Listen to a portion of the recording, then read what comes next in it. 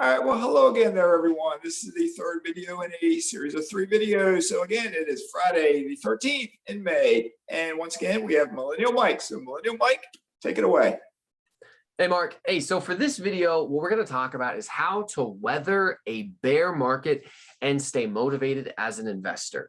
It's no secret that we are just getting killed out there. Cryptocurrency is down. Bitcoin has fallen from an all-time high of 60,000 down to 28,000. The stock market is getting slaughtered. It is painful for a lot of people right now. And so if you're a smart investor, if you're an intelligent guy who's out there, taking a conservative approach, trying to mitigate your risk, maybe you're saying to yourself, I don't even know what to do. I mean, I don't want to touch anything right now.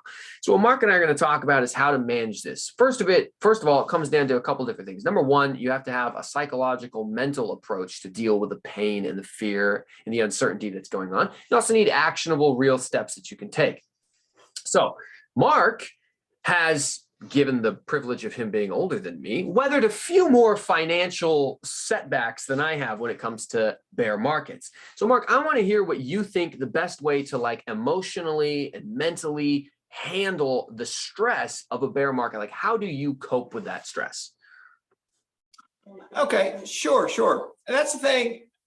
In a nutshell, I'll tell you the markets I've weathered have been really bad. You had the dot-com crash in 2000, 2001. And I had stocks drop 90%. The market dropped maybe 50%. Throughout the 2000s, it was pretty good up until the Great Recession of 2008, 2009. Again, the stock market crashed a lot, and housing prices also went down because they were too high. They dropped. And over time, there'd be 2011, 2012, different times in there, the market might drop 20%, 30%. And I had found the Motley Fool in 1999, and I like reading, so I devoured the Fool back then. And one thing I read over and over and over in 1999, as the market was going crazy, just going up, was that all stock markets, everything's a cycle in the stock market going back 100 years, and they would spout off stats like, on the average, every 11 months, the market will drop 10%. Every 24 months, it might drop 20%.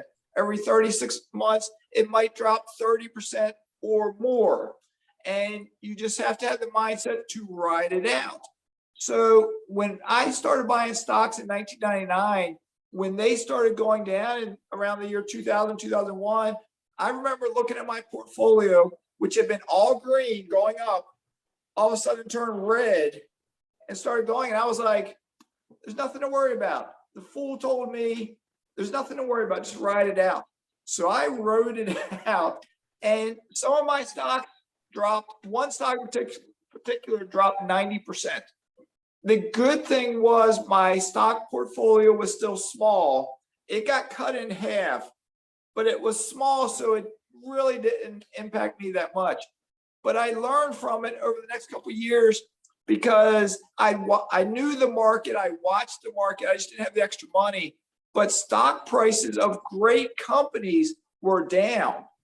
And the other thing I noticed was during that crash, there were some new tech companies that sprung up that over the next couple of years, they started taking off.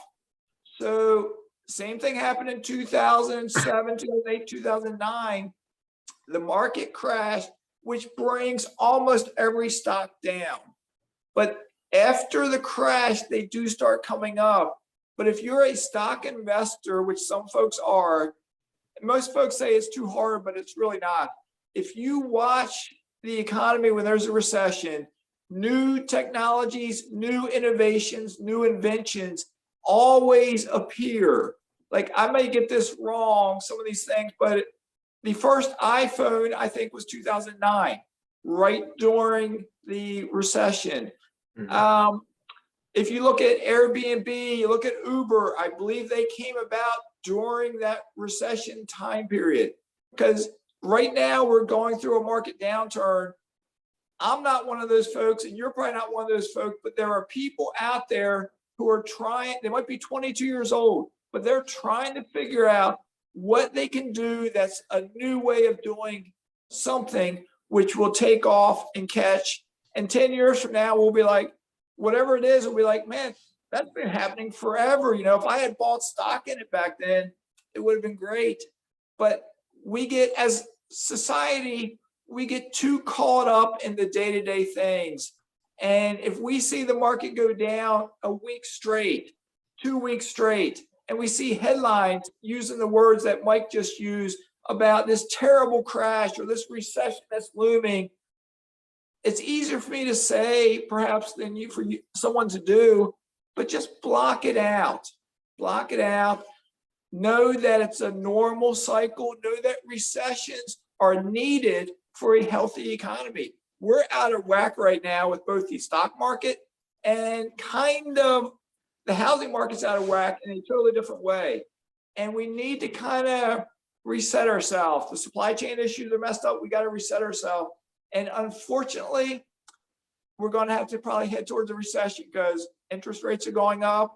And the Fed is probably going to force a recession to happen. And it's going to affect mainly the stock market and the crypto market. If you're a real estate investor like we are, it really shouldn't affect us very much at all with our current real estate holdings. We'll still get rent. Hopefully, we'll still get positive cash flow. So anyway, I covered a lot right there. So what do you think, Mike? No, I think it's a good idea. Obviously, when Mark's talking about real estate investors are not going to get hurt as much, that is so long as you're buying on a yield and a cash on cash return basis. If you're the type of person who is buying real estate with appreciation in mind, then you have a little bit more risk. If the market turns and it gets ugly and it's a prolonged ugly period and values of houses start to come down or just not increase and you were buying for appreciation, then yeah, you could get smacked yourself. That's why both Mark and myself and most of the investors we work with, we focus on cash return. Is my mortgage and my other expenses being covered by the rent that I charge each month? And if so, you can weather any storm because you can hold indefinitely as long as it takes for it to eventually recover. That's also the same advice that we would give most people, as Mark just said right there, mentally. He had prepared himself for the fact that a crash was going to come. He was reading The Fool and they were saying, hey, this is going to happen. There's going to be correction, so that when it did happen, he didn't experience the same level of fear, uncertainty, and stress that other individuals were who had not mentally prepared themselves. So the advice that he's giving and that I would give is to learn as much about the business cycle, learn as much about the real estate cycle, prepare for these things mentally, because what a recession really is an opportunity for smart money, for savvy investors to multiply their portfolios and make even more money. But if you're so afraid that you can't even think straight, you're not going to be able to take advantage of those opportunities. So make sure that you're understanding how the process works, looking for those opportunities. And then, in my opinion, don't invest in real estate for appreciation. And then don't sell your stocks at the bottom just because the market's getting eaten up. If you can hold them long-term, cryptocurrencies and stocks, you're probably going to be just fine in the long run. So the next thing that we wanted to talk about were actionable steps that you can take moving forward. So we talked about the psychological component, but what can you actually do? This may seem a little bit basic, but I'll give you my advice first. And that would be, you still need to be looking at your market every day. You still need to be writing offers. You still need to be networking with people, your lender. What are they doing with their rates? Are their programs changing? Are their loan programs changing? Your real estate agents, are they finding more deals? Do you need to be making offers on deals that have been on the market for a little while? Has time changed? It used to be you had to get an offer in within a day or two or you weren't going to get a property. Things are sitting on the market a little bit longer. You need to actually be researching these things, talking to people, networking with others so that when you see that good deal, you can still jump on it and get it. Don't compromise your standards, your cash flow, your cash on cash returns. Look for the good deals that are inevitably going to come as people begin to experience pain and suffering because of inflation and a recession and all of these other things. Mark, what do you think? I like everything you just said there, Mike. It all sounds good. Because what happens, and I'm going to refer back to just investing in the stock market, mutual funds, 401k, that sort of thing, is what I have seen over the last 20 to 30 years is that every time we do have a market crash, I see the statistics afterwards where during the crash, it's mutual funds and stocks because people are selling as it's going down. So when the market goes down, people are selling. because they start panicking because they think this time's different. It's all going to crash, and they sell. And then what I see, and I've seen coworkers in their mutual funds do this exact same thing, and I've seen it in the media talk about the numbers, is the market eventually plateaus, and it may take a little while, but it starts going back up. As it goes back up, you don't hear people talking about it. The market keeps going up, and it's up high.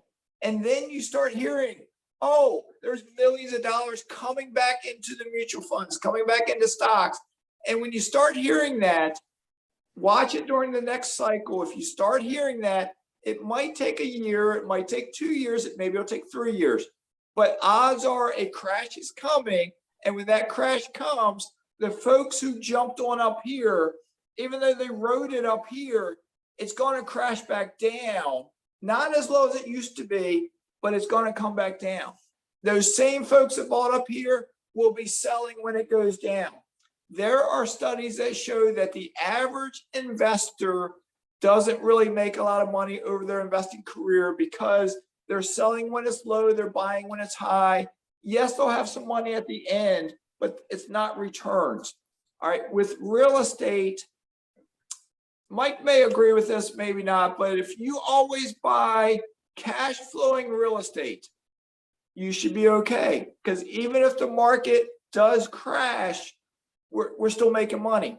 But at the same time, say you're getting ready to buy your first house, and let's say you buy it and it's not the greatest buy and you overpay and you're only cash flowing $100 a month, but you're like, man, mazske said to get $250. And maybe you're embarrassed to tell mazske you're only getting 100. But odds are, as long as you got the cash reserves to fix your house when it goes bad, over time, you're going to be just fine because rents will go up. And even though it's poorly cash flowing, it will be 125, 150, 200, 250. And eventually another wave will come where it's going to jump up $200 more. Rent will jump up and it'll work itself out. It's that whole, if you're an investor, get the mentality, learn how to ride the storm out, learn how to ride the recession out. Yes, there are times you might have to do some tweaking, but if you just have that mentality, you're going to ride it out. Things always get better. All right. So what do you think, Mike? Yeah, that is not an endorsement of buying a poor cash flowing property because, hey, 5 years from now it'll work. But it's a don't feel so bad if you made a mistake. Don't panic and say, oh, I better get rid of it. Don't beat yourself up. Yes, if you write it out, eventually rents will increase. And you will, and there will be appreciation on the house at some point, and it will turn a bad property into a average to a good to a great. That being said, it's better if you just buy a great deal from the get-go. Much better. And so one of the things I've noticed is a lot of folks are saying, hey, interest rates have doubled. I was looking for $250 a month cash flow, like you mentioned, but now I'm really seeing my properties only cash flowing at 100 to 150. No, don't buy the property. That's not a good deal. Offer less money and see if they take it.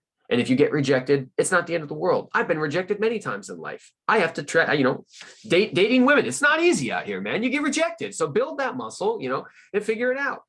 But ultimately, don't compromise your standards. But like I said, if you get into a bad situation, don't panic. It's going to be fine. If you have the reserves, that would be the only negative. If you don't have the reserves and you're not able to make the repairs and things like that, that's when things do get very tricky and things do get hard. And I want to see you avoid those situations. So it's about everything I got for this topic, Mark. I appreciate you having me on. Any final thoughts? All right, well, I think we've covered this pretty good, Mike. We've made 3 videos now. We talked about different topics in these 3 videos. So if someone has found this video and it's the only video you've watched, go back and watch all 3 that we've made. Go back to watch more on my channel, watch more on Millennial Mike's channel, because you will get a wealth of information on a variety of topics, all dealing with investing, that's completely free. And it's stuff that we have learned through our lives. We tell you about our mistakes, we tell you about our successes, and so on and so on. So just keep persevering. As we say, have some grit. Pull yourself up by your bootstraps when you fall down, and just keep moving forward with your investing journey. So anyway, all right, Mike, we can wrap it up now, or I can turn it back to you and you can wrap it up.